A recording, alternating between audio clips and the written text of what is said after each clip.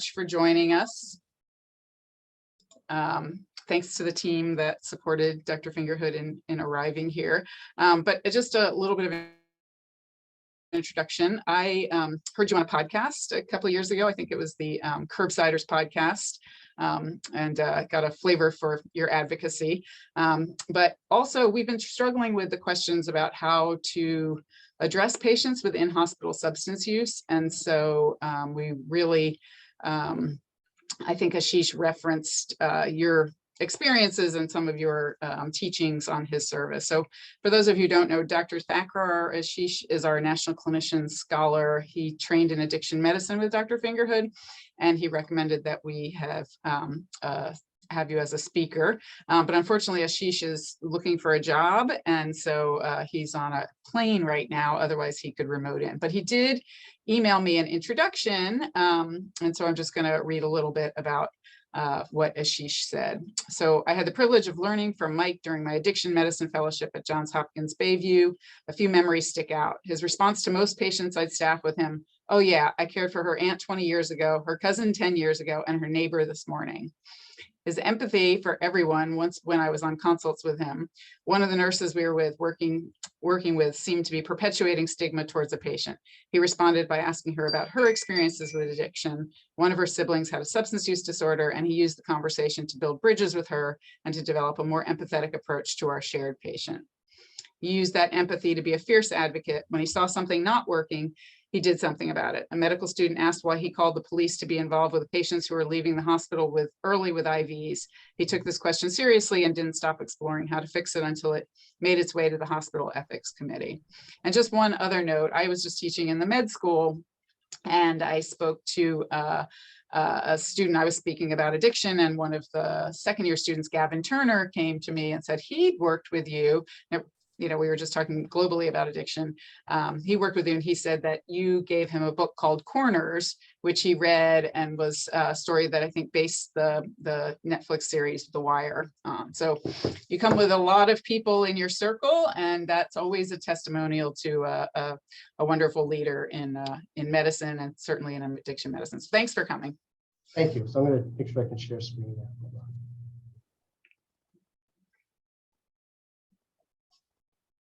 We're good? I don't see it yet. Now. It's coming. Yes. Perfect. Thank you. So this, as Ashish probably knows, I always like to be patient-centered, and I think we frequently forget that. So I've been doing this for a while, as you heard from Ashish. That was a funny introduction, because it is true, actually, because I've been doing this so long. I've also had the amazing privilege, and I always reflect on this, that I still take care. I stayed in the one place. I still take care of a woman that I admitted my very first night on call as an intern. And it was more than a few years ago. So the longevity of being able to take care of patients has been really been a privilege for me. And it's also taught me to reflect. And I every day I do patient care. So today I actually saw outpatients. I then saw rounded on patients on an inpatient unit, and then we rounded on consults a little bit early. I have to still do my notes. But at the end of every day, I reflect on patients that I've seen, and reflect not only on who they are and to think about them, but also, was there something that I could have done better, or we as a team could have done better? Patients have taught me a lot, and patients teach us far more than anything we can read in a book.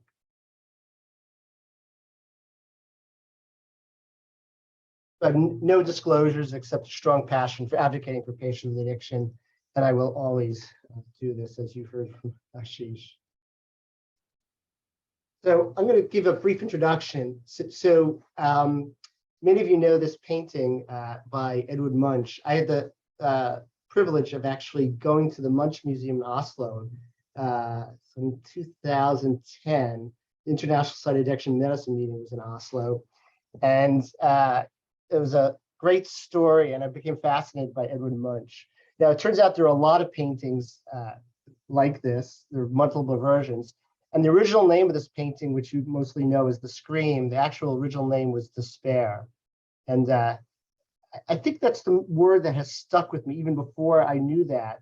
As whenever I think about my patients with addiction, there's That's the word that comes to mind. And it's a pretty powerful word. I don't think there's really a synonym for despair. But if you look closely, most people only look at the person in front and say, oh, that's the painting the scream. But I'm going to offer a visual to say that if you look closely, there's a gentleman to the left who's leaning over, looking at the railing. And if you look below, right, there's what I would term an eddy or an abyss of water and somebody in a boat. So I'm going to offer that maybe it's us who are screaming as we try to help our patients, or and that by taking care of patients, I think we often have to help each other overcome despair and share success that we've had with patients, and that our patients are actually the people that are in the abyss below. And I think I'd rather be up above the water than our patients who are down below in that abyss. And then I often think the person, unfortunately, the person leaning over may be, unfortunately, the next person that eventually we may need to help.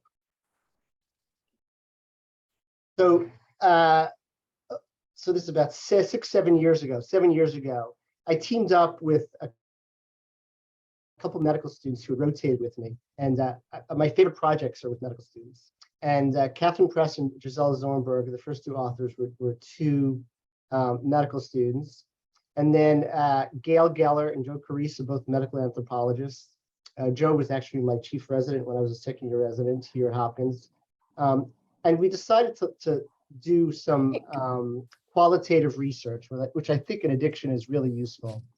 And we asked two related questions. And medical students did this amazing job of taking recordings of all these interviews with patients in my outpatient practice and distilling down themes related to two questions, which are going to be nuanced. And the first one is, what should providers expect from their patients with addiction, right? So what should providers expect? A desire to receive care that will improve health, and engagements in care based on trust and rapport. And the latter one you will see is a common theme that I think patients have taught me over and over again of how important care based on trust and rapport is. Now, a slight nuance to that question is, what do patients with addiction need from their providers? And these were the themes that we distilled down, right? Knowledge about addiction, a duty to treat,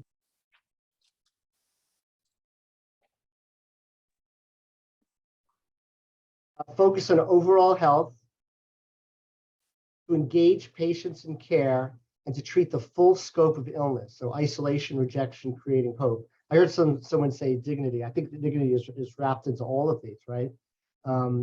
Right. So, and especially the last one, right? Treating the full scope of illness. And that's a theme that I'm sure any of you who have taken care of patients with addiction realize, that sense of isolation, rejection, and how important creating hope is.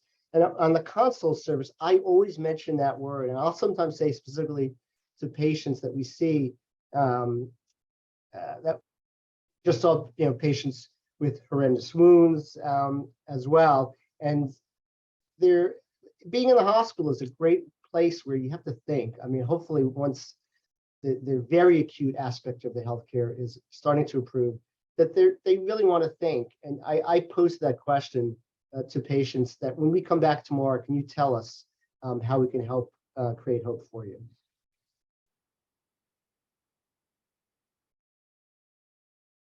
Background, I'd just like to mention a few things, right? Our patients are full of shame, and I bring that to the forefront because a lot of times shame can be overwhelming. So we talk about shame. And I always think of one particular aspect, because shame can also express itself in funny ways. Like if I have a patient who's doing well, I always talk about that slips can happen. And I never want you to feel ashamed to tell me that you had a hard time. Because early on, I had patients not tell me for a while, and the response was, I didn't want to disappoint you. So I always discuss shame as I work with patients in recovery. And this is the obvious one: self-esteem, right? Clinician, this is the best thing you do for yourself is stop using. Patient, I don't deserve the best. What else can I do? Many of our patients are at this point. They may not be aware of it, but as you talk about it, I try to make them more aware of that fact. And I also tell patients, and it sounds corny, that when at certain milestones or some simple things, to pat themselves on the back, because self-esteem prevents individuals from patting themselves on the back. We have an inpatient unit where it's mostly alcohol, and I often will say to patients, just about every patient, what do you hope to get here? And usually it's recovery. And I then have a discussion that well, one of the ways to look at recovery is making today better than yesterday. And you've done that by being here. And then we usually have a discussion. And then I in a corny way, say, well, you should pat yourself on the back because you came here today to get help and you're making today better than yesterday. And then the last aspect, which is forever and makes it a challenge sometimes to take care of patients with addiction, but it could be other illnesses as well, right? So I've no doubt that even in someone with other medical diagnoses, diabetes, heart failure, hypertension, at times of stress when things are harder and they're having trouble coping, that all these other things play a role. But what is true is most of my patients with addiction especially have had a history of trauma, intimate partner violence, seeing someone shot. I did a education group for teenagers here in East Baltimore, and I asked how many of you seen someone shot? Every hand went up. How many of you know of somebody who's died of an overdose? Every hand went up. So coping is something that I bring to the forefront and discuss with all my patients as well. Now, these are all going to be a series of patients in a mix of outpatient and consult service. So, and each one of them, I'm going to do the same thing, and hopefully it'll work. And I may ask if someone wants to participate and actually tell me what they think happened. So this is a 47-year-old woman who enjoys adult coloring books for fun. Seen for initial visit to establish primary care. Her agenda is to get an opioid prescription. Prior to the visit, I had seen all records. I knew she was in the ICU with a mixed drug overdose. I reviewed the PDMP. I knew she'd followed her pain center and received opioids. She also had several ED visits for which she received opioids. And she told me she'd been fired by her pain provider. That's why she was seeing me. Now, I provide the integrated care for primary care and addiction. I didn't tell you that. We take care of in our clinic about 700 patients on buprenorphine. We provide primary care to people on methadone as well.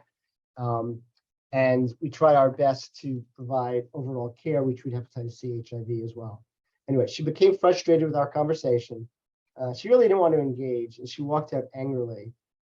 And she said, I'm only here to get pain medication. And then she left. She didn't stop at the desk for discharge paperwork, didn't make a follow-up appointment. And then 8 months later, her name appears on my schedule and she appears for a visit. And so anybody surprised or want to offer why they think that she came for a visit at this point?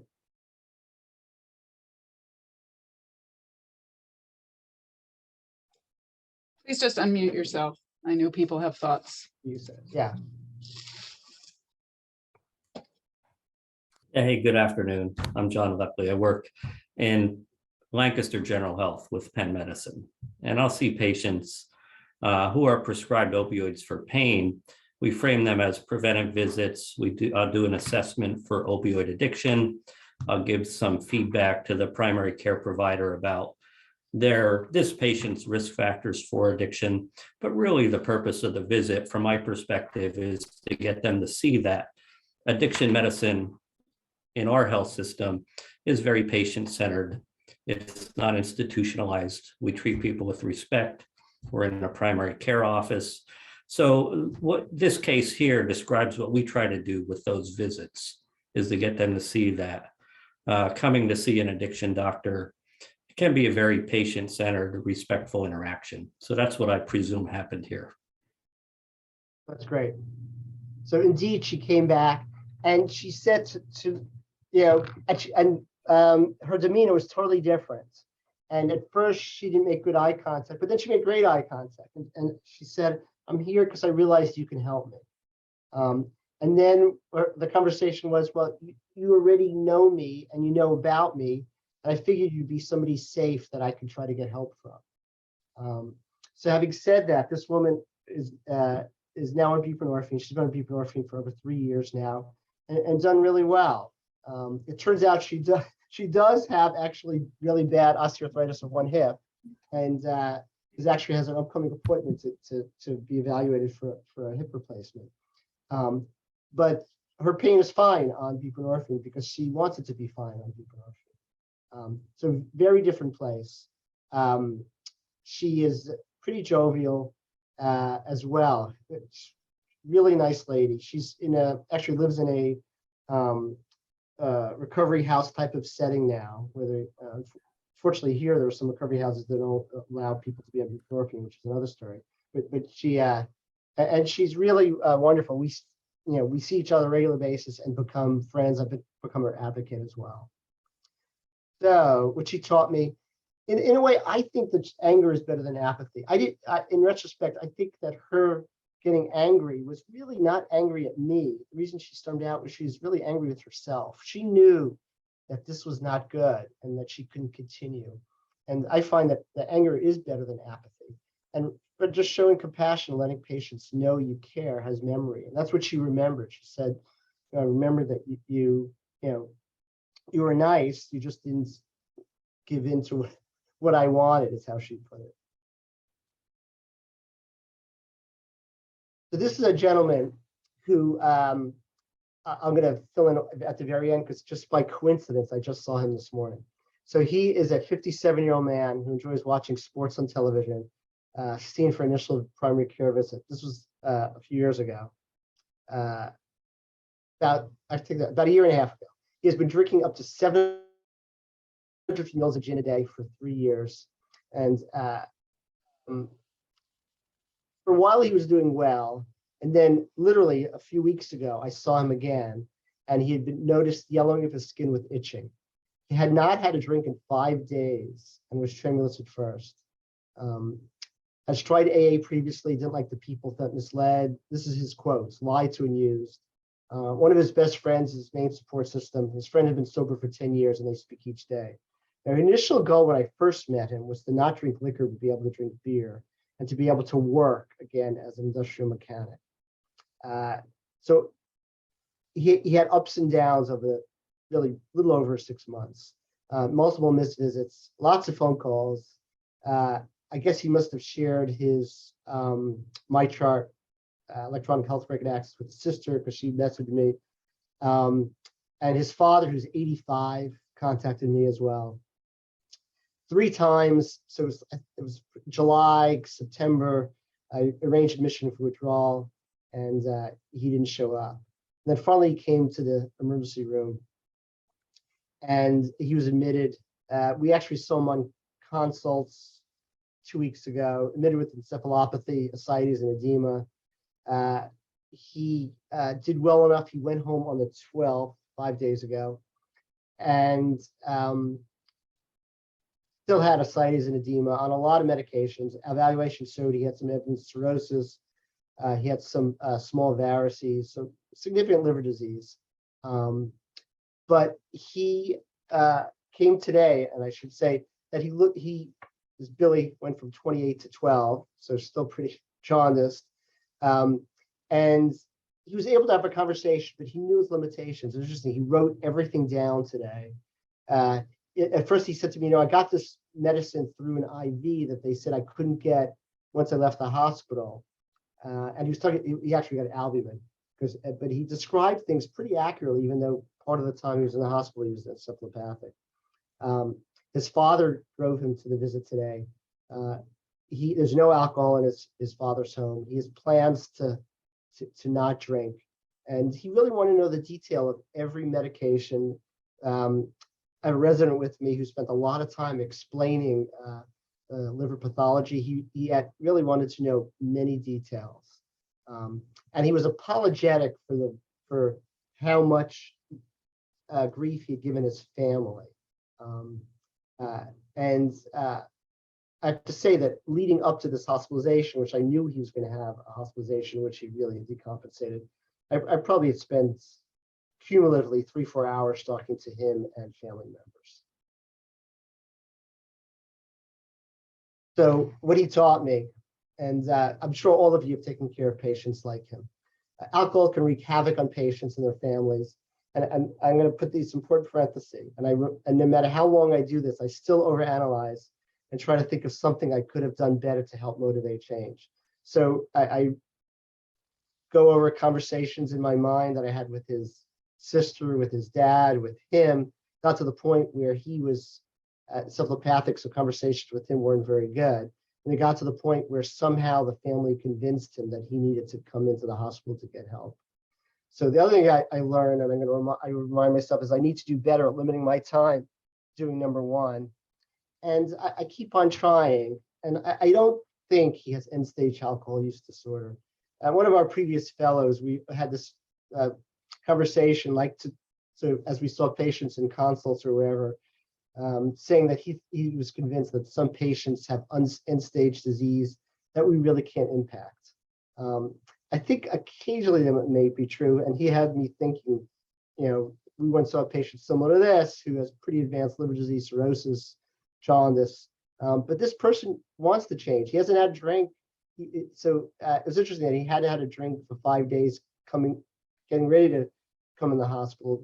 And then he's again, so he has, considering he's in the hospital for a couple of weeks, almost 30 days now of not drinking. And he has no plans to drink for now. He understands what work he has to do. This is one of my more powerful stories, and it's called Advocate or Fight for Your Patients. An MP is a former correction officer who enjoys mystery movies.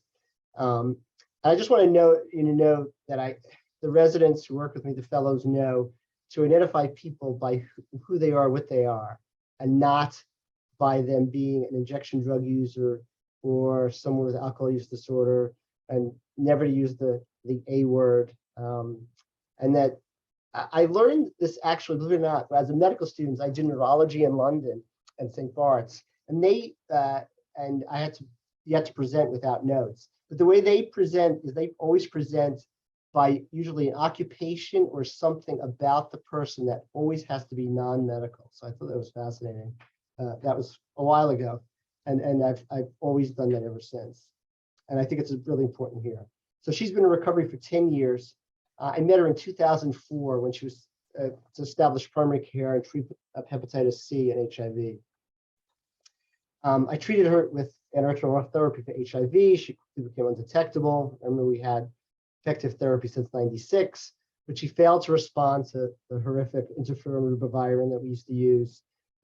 Again, we didn't have oral acting agents yet.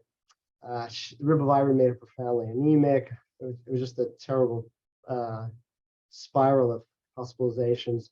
And then she progressed to liver failure with multiple hospitalizations. And it became apparent her only hope would be liver transplantation, but it's 2006. So this was middle of 2006 or so when it became apparent that she was in this terrible situation. Really nice lady. And there was something about her. She'd been recovering, maybe that was part of it, but just her personality was really special. And I try to call everyone I could think of and beg. I called liver specialists, multiple liver specialists, and then I decided to call Frank Hurlong, who was a hepatologist here at the time, and he kind of said there's nothing he can do, and I said, no, you just got to meet her. You got to meet her. And he finally said, just for you, I'll meet her. I'll get her an appointment. He got her an appointment within a few days, and he agreed that we needed to find something to do. The big stumbling block here was that she had HIV. And even though she was undetectable, in 2006, there was seemingly no hope for someone who had HIV to get an organ transplant. But then we both started looking for clinical trials. And actually, NIH had just opened up a trial looking at liver transplantations for people with HIV.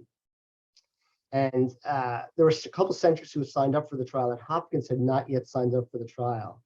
We then met with one of the transplant surgeons, Bob Montgomery, who's now up at NYU, and agreed to become Hopkins become a site.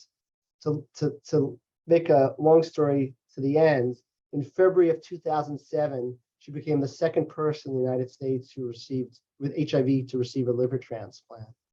And she's just an amazing story of success. She came out of the hospital, so she's now 15 years post-transplant. As you can imagine, she was disabled. She undid her disability. She went back to college, got her bachelor's degree, actually then got her master's degree, sending incredible messages of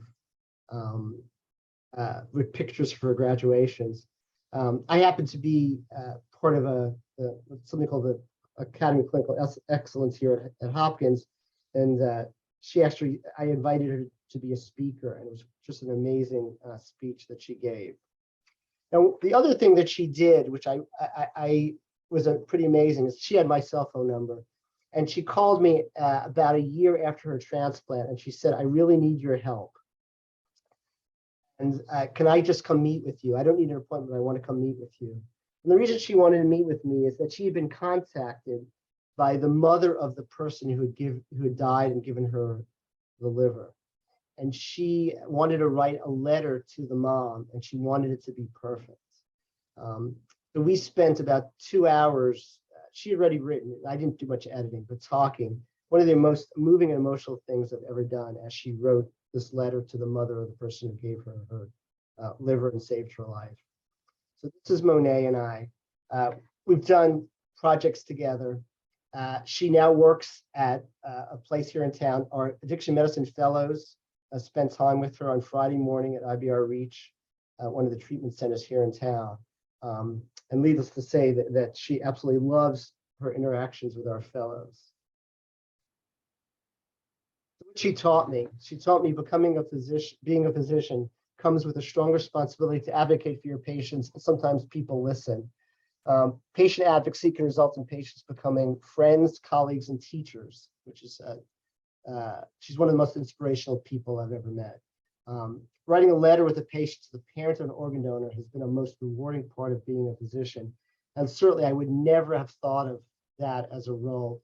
And what's interesting is that subsequent to that letter, I've helped 2 other patients.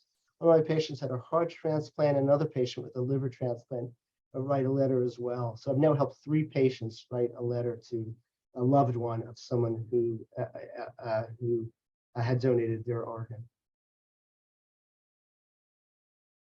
So this is going to go back even further in time. And this is called Doc, Let Me Tell You About Myself, But Don't Judge Me. So this is a 61-year-old man seen for the first time in 1998, who enjoys old movies, and when asked how he spends his time, answered, and I wrote this down in my note. "Doc, let me tell you about myself, but don't judge me. I'm a human drug tester." I'll tell you more about it in a second. "I've told this to other docs, and now I say it right away to see if I'm okay with who I'm seeing." So this is in the pre-fentanyl days, obviously, but he was a human bioassay deciding how much drugs should be cut with filler. And I asked, was there naloxone nearby? He goes, a few times I had to get naloxone.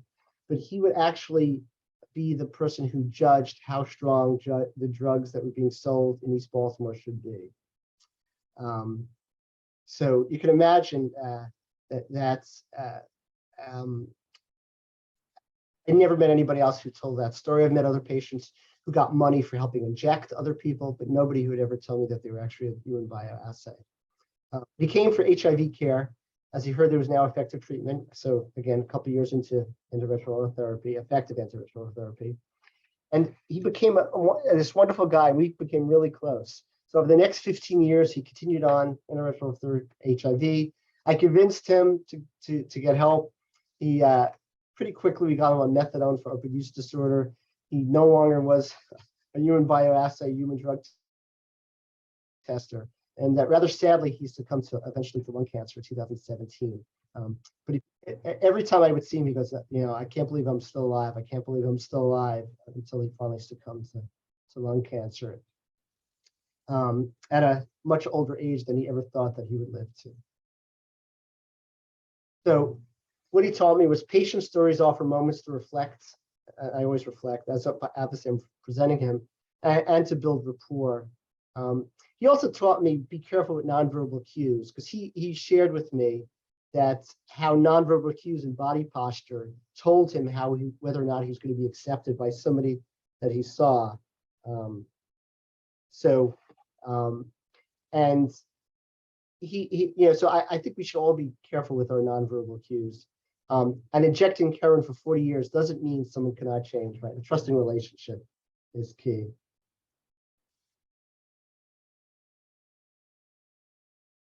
This is a patient that's from 2.5 years ago. So he's a 70-year-old male that we saw in the console service, retired truck driver, proud veteran, seen for addiction medicine consult. A week prior, he presented to an outside hospital for confusion. Imaging was negative. He improved and was discharged. Subsequently presented to our emergency department, brought in by the police because they thought he didn't seem right, with an abnormal gait, inappropriate speech, confusion.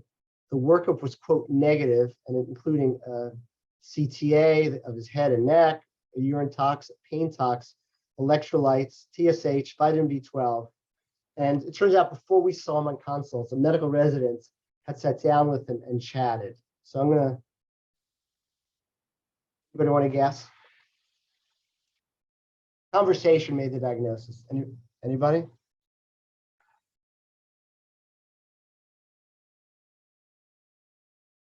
So the resident sat down with him and once asked, and he was clear. Remember, this 75-year-old man, he related the story that he initially started smoking PCP in the 1970s and stopped while he was a long-distance truck driver. He started using again in 2012. He uses as a means of coping with grief and emotional stressors. But so nobody else had asked him. I read some even ER visits he had over the past couple of years, and it was not apparent. His wife's death from cancer in 2006, a daughter's murder. I mean, just on and on. These just terrible things. Son's death from drowning, a granddaughter's overdose from heroin. And he uses alone and with friends up to twice daily. And the way he used, which I always ask, was that he would take 2 cigarettes. One of the cigarettes, he took the filter off, and that cigarette with just the tobacco, he would dunk in a liquid that had PCP in it. He would then light a regular cigarette and put just the tobacco part of the second cigarette at the end, and then smoke it. And he said that he learned that a long time ago, because if it's too harsh, the PCP would, feel like it was going to burn his lungs, or it felt too harsh. And he found that this technique was the perfect way that he could get the amount that he wanted. So we tried our best in discussing with him. We met actually a family member as well. But I have to say that since we saw him over the past year, he's had 3 more similar presentations related to PCP use. Now, regular drug screens used to include PCP. They no longer do. And it was interesting, and I verified that if you look on even the very expensive pain tox screens, that PCP is not included. But what he taught me was that conversation matters more than lab tests and imaging studies. Do not make assumptions based on age. So a lot of discussions where there's a 70-year-old man that is using PCP, right? And we let sometimes stereotypes get in our way. And treatment for PCP is still not well defined, and it's used, I have to say it. So I remember seeing, in the 1980s, people using PCP here in Baltimore. It's usually young people, and most commonly it was associated with psychosis and violence. And they'd be in the emergency room, and you did your best so they didn't injure themselves. And I mean, I take care of another gentleman who's now in his 60s who used PCP in his 30s. And he admits that he has no idea why he used PCP. This gentleman said he used it as an escape. And he doesn't really remember anything that happens once he is under the influence. But again, it was a resident just sitting down with him saying, what's going on here? Why, what do you think happens? And that's how it came out. This is also kind of in the realm of what's going on. And this is in the outpatient setting. This is my a patient of mine who's 42 years old. On this visit, she had bright purple hair, and it's not unusual for it to have other neon hair colors. I usually put what color her hair is in my notes so I can keep track. Very outgoing personality. She enjoys horror movies, believes in ghosts. She's usually, when she comes to see me, she has some kind of book about ghosts, and she always tries to convince me why I should believe in ghosts too. But she's been doing well in buprenorphine for opioid use disorder for 7 years. She came asking for help at her first visit. We did some primary care health maintenance as well. She's otherwise fairly healthy. And she shifted her addiction to getting a new cartoon tattoo every few months. And all her tattoos, and she has plenty of them, are all cartoons. And if she meets a resident, she makes sure the resident knows that she's most proud of her Tinkerbell and Minions. But she showed up for a follow-up visit and is clearly not herself, fidgeting, tangential in conversation. And of course, just the simple conversation, because I know her, was, "You're not yourself today. What's going on here?" I knew she had to have been using something, that something was not right. And we had rapport, and this is what she related that she had been buying. So I'm going to ask, so there's Scooby snacks, and they're sold generally at gas station, you know, the little shops that are at the gas station. And if you look on the back of them, it says not for human consumption. So I'm just curious, in Philadelphia, do you see these? Yes, I missed what went in the chat. Bath salts.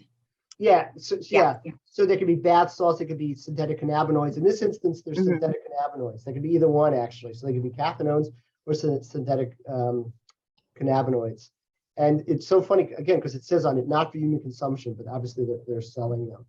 And clearly, the typical is they try to market themselves to young people. So she told me that someone had told her to start using it. And she, I don't know how much she was going to remember from that visit. So we kind of ended the visit realizing there wasn't much we could talk about because she was not able to have a real conversation. And I called her the next day and she was apologetic. And she said, "I'll never show up again using those. I didn't realize what it was going to do to me." So again, rapport enables trusting conversation. And we see this on the consult service as well, right? So toxidrome diagnoses generally depend on a conversation, right? So I knew this was going to be true. She agreed to give a UTOX that day, and her UTOX for cannabinoids was negative. So synthetic cannabinoids are different enough from THC that they won't show up. Most of the time, they don't show up on a UTOX. And that's why a lot of these times when we see consults, we call them toxidromes, and they're really hard to figure out, except if you get to the point, hopefully, that you can have a conversation and learn more. This is also, so occasionally in my role, I get calls from Hopkins Access Line, and this, through a roundabout way, I received an email, and then I had a phone conversation.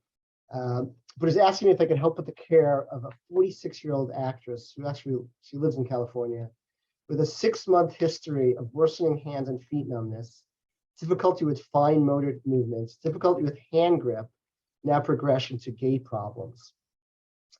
She was seen in an urgent care setting, this is actually in Los Angeles, and was told she likely has MS. And Emily, she had some history of some cocaine use, and it was believed that this escalated her drug use. And I agreed to chat with her. And we had so this is purely by phone. So this is a phone consultation. And anybody want to offer a guess, since I'm presenting her, as to what she might have been using?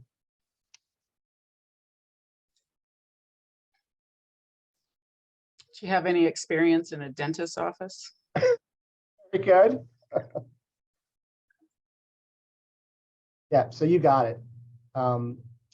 Yeah, we chatted for quite a while. Then she shared that her drug use had shifted to mostly nitrous, using 30 to 40 whippets a day with cost no problem. And I obtained records, right? And someone had found out that she was using some nitrous. And they had done labs which showed a normal B12 level, and they thought that it couldn't be related then, which is not correct, right? So nitrous toxicity impacts the way vitamin B12, its activity, and people with nitrous toxicity can have normal vitamin B12 levels. So we had a long conversation. So it was interesting. There was a sense of relief that I didn't think she had MS, that she doesn't have MS. But then the conversation was, you mean I can't use nitrous? And I've had continued conversations over the past year with her as well. And she's had some stuttering recovery with one episode of being found in a hotel room full of hundreds of empty nitrous canisters. She has a life coach now, which I thought was interesting. And I speak to her life coach as well, and she's the one who related the hotel room.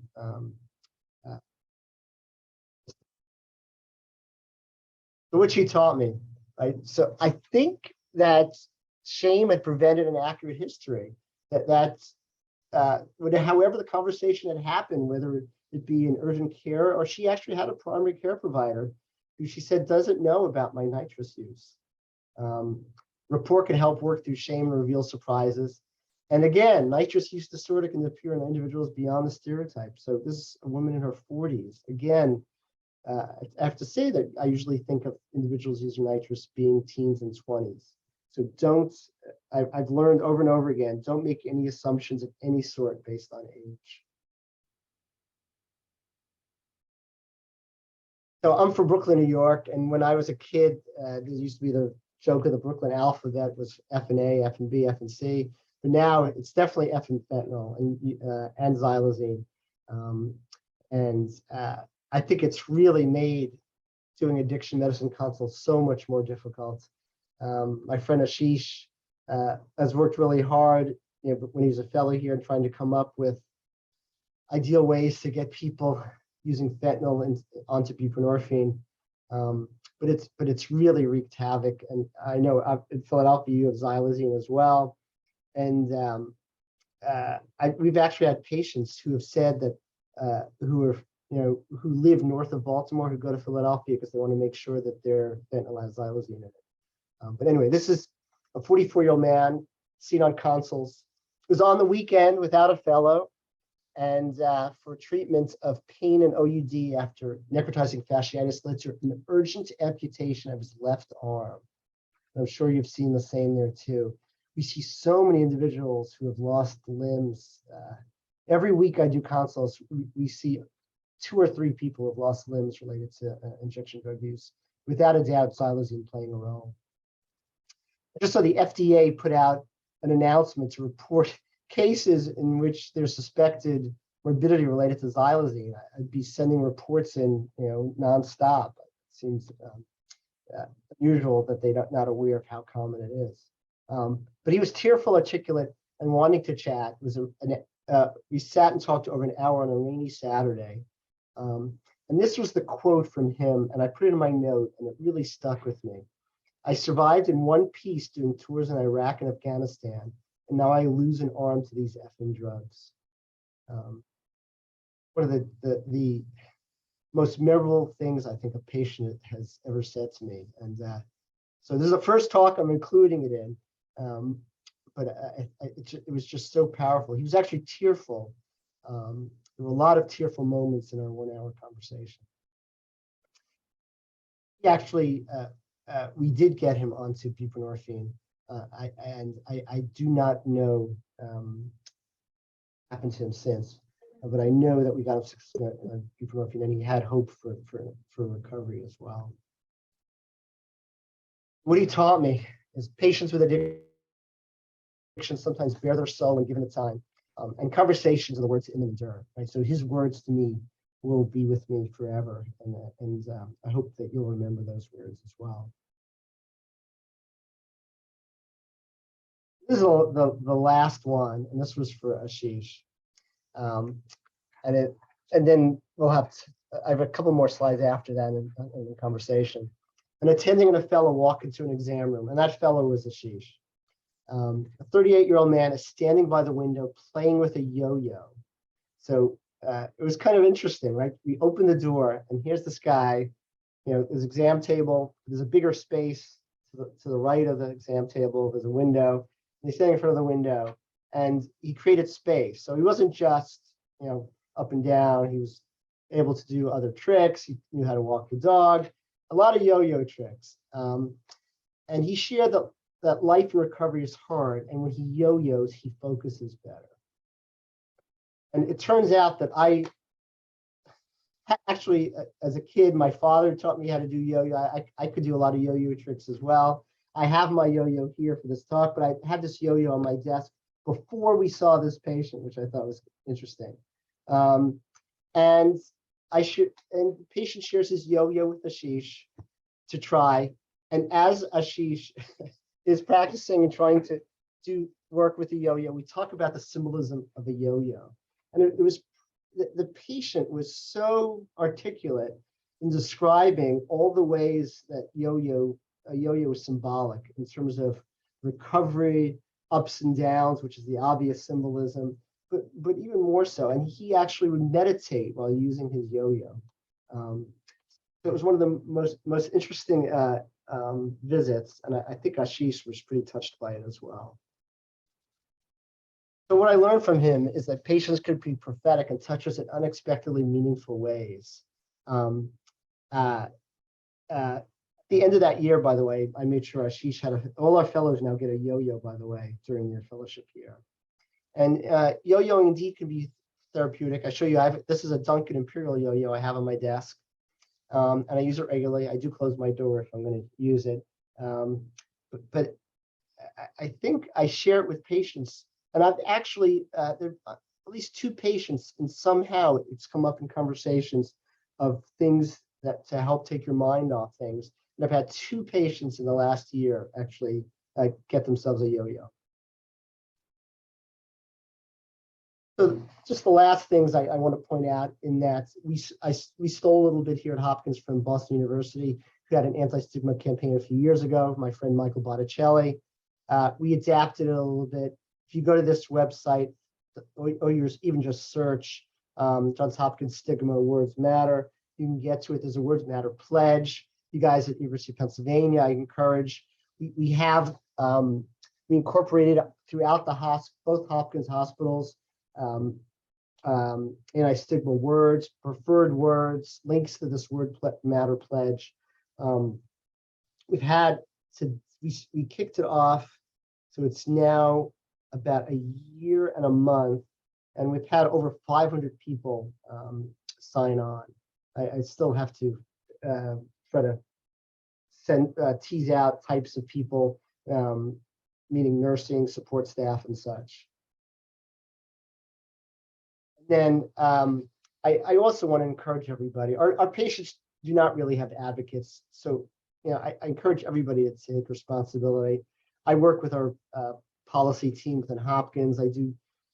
I reach out all the time to elected officials in the area, and I always like to point out, and guys in Philadelphia know this well, that I've spoken to my friends up in New York City where they have opened up 2 safe consumption sites. I know Chinaza Cunningham is leading in the state of New York. But I always like to point out, can alcohol inform harm reduction, right? Our governor who's leaving office thought safe consumption sites, were just lunacy. We have a new governor coming in January. And I like to point out, aren't pubs really safe consumption sites? We say they're okay. And I think there's hope in Maryland that I already know a person who's going to, in the state legislature in January, he's already written a bill that he held off on to create safe consumption sites, overdose prevention sites in Maryland. And through a lot of work, we now have support within Hopkins. There were some holdouts in support, actually, as a group. And that law is very carefully written. It includes, linkage to care, availability of hepatitis C and HIV testing, linkage to primary care, linkage to other social and health services, working on healthcare disparities as well. So I'm hopeful that this will now happen as we have a mayor in Baltimore who's interested and a governor who's interested as well. So just to summarize, I encourage everybody to take time to reflect on patient care and what patients teach us. And this is something I always like to emphasize. We learn from patients as people, not cases. So if you see something that's interesting, please say, I saw a patient that taught me something, not that I saw an interesting case. And now I welcome you to share as you would like. We have just a few minutes, and I hope other people can share. That was fabulous. Thank you so much. Really some stories that brought me to tears, and especially the transplant thank you note. Those are really impactful, but yeah, just beautiful lessons.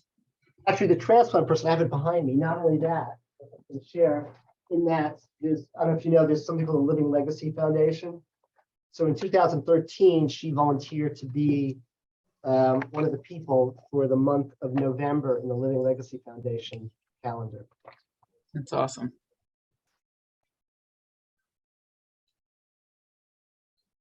We have a lot of, we're joined by a lot of people that haven't joined us before, so welcome to everyone who's new. And then we have a big team of people who do a lot of advocacy, especially for overdose prevention and naloxone distribution. I don't know if Brittany or anyone on the camp team wants to speak, or the social workers and endocarditis, Katie. I know they have so many stories. They spend weeks and weeks and weeks with patients that I know they form really close relationships with. Yeah, I've gone up to Prevention Point to meet with people in the past too, pre-COVID. Maybe you have a patient now, if you want to talk about her, if you're available. I really loved your case presentations. You really humanized the patient. That was my favorite part of the presentation. They like scary movies. They believe in, like, I really, really appreciated that a lot. And your nitrous case was really interesting. I didn't know, like, there's not a great return. There's a lot of work that you have to do for nitrous, and like, there's not a great return. Like, it doesn't last that long. So That's it's correct. really interesting that that happened. Did her symptoms improve? Were they permanent? Like, I don't know. No, her symptoms did improve. Okay. Yeah, she so I mentioned that she had that one relapse where she was found in a, but her symptoms improved for sure. That was interesting. Thank you. I'm going to call on Jamie Redwing in 1 second, but I just want to throw in that I once saw a college student in the emergency department whose chief complaint was, I need a B12 shot. And when you asked him why, he had been using nitrous and was terrified about peripheral neuropathy, and had read a lot, of course, on the internet, and so thought he knew exactly what he needed to cure his addiction. So that's quite a colorful story, and unfortunate, because a lot of those people really actually have long-term problems. And it was a very big problem with dentists, you know, who had more continuous access to nitrous. So I'll just say as an aside, I went to a Dead & Company show here in Northern Virginia, and in the parking lot, they have huge tanks of nitrous set up. Yeah, I've had that experience too. And they also have a huge recovery community. Like, you can go to meetings when you go to the concerts. So there's balance. That's correct. Jamie, did you want to say something? Yeah, thank you very much. I hope you guys will forgive me. I'm out here exercising my service dog. I am a addiction medicine specialist and also pain specialist with a long history with ASAM and with the field. And Dr. Fingerhood, I have to tell you, you just made my heart sing. You know, politically, we're all about, you know, not using language and all that. But you turned it in, as other people implied, you turned it into much more than being politically correct, which is awesome. But the influx, which is what happened to our specialty hospital here in the greater Philadelphia area, we were bought out by a private equity company, which I was going to ask you about, but it's really not germane. But the incursion of private equity and the emphasis on production, and profit puts enormous pressure, particularly, I guess, in addiction, to zip them in and zip them out, take care of the prescriptions, and then boom, they're out the door. And I have to say that being a curmudgeon and unfortunately very stubborn, I've stuck to my training. And I have found that I've been criticized roundly for it, and I'm competent, but I just can't tell you how good it is for me to hear you, because I have found, as you have, that talking to my patients, reaffirming their dignity from the get-go, in my case, using whatever, how I want to say, subset of language I need to, and I tell them that I'm in recovery. And usually 50% of the attitude goes away immediately. And then we have conversations. And no matter what the outcome is, they tell me, they send me notes. And then when they come back in, they tell me, you know, you really made a difference. You listened to me. That is not financially a good idea. And your administrators will put pressure on you. To you guys that are in the tube, ready to come out and join the fight, I would tell you, stay in academics where there's still a lot of ethics. But it is true. People have said, but that's what we have counselors for. And I go, yeah, I know, that's great. I love working with them. But as physicians, we have a unique thing that we can do for our patients. And it was lovely to hear it said out loud. I've heard you many, many times live. Thank you guys for doing this today, and I appreciate your time. Thanks. Thank you. Thank you. You know, that is disappointing. I'm not sure academics is all that different. It's just getting there a lot more slowly, but probably also involved in a lot of, you know, profit in a not profit setting. Don't but give up the fight. Thank you. I did want to say we are starting an addiction medicine consult service in April or July.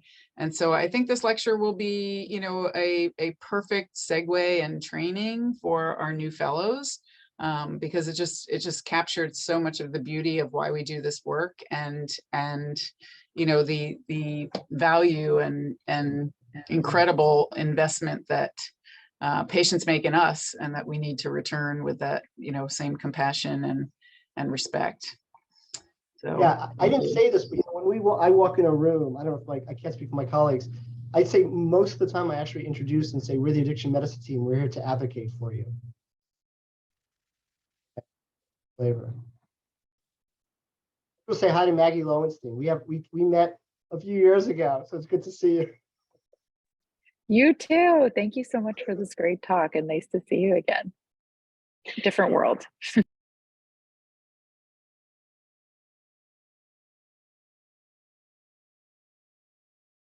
well, that was tremendous. It is. I'm excited that it's recorded and that we'll have it. Ashish is also eager to watch it and see what he missed, and I'm sure he'll be happy to see his yo-yo story featured.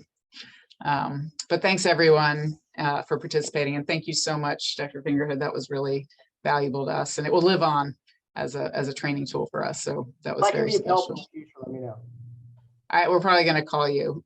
It's going to be a lot of novice people walking into the hospital with different backgrounds, but we'll make it work. We're just going to listen, and that's probably half the battle. That's correct. Go for it. Thank you, Pen. Thanks, everybody. Have a great day. Thanks, Mike.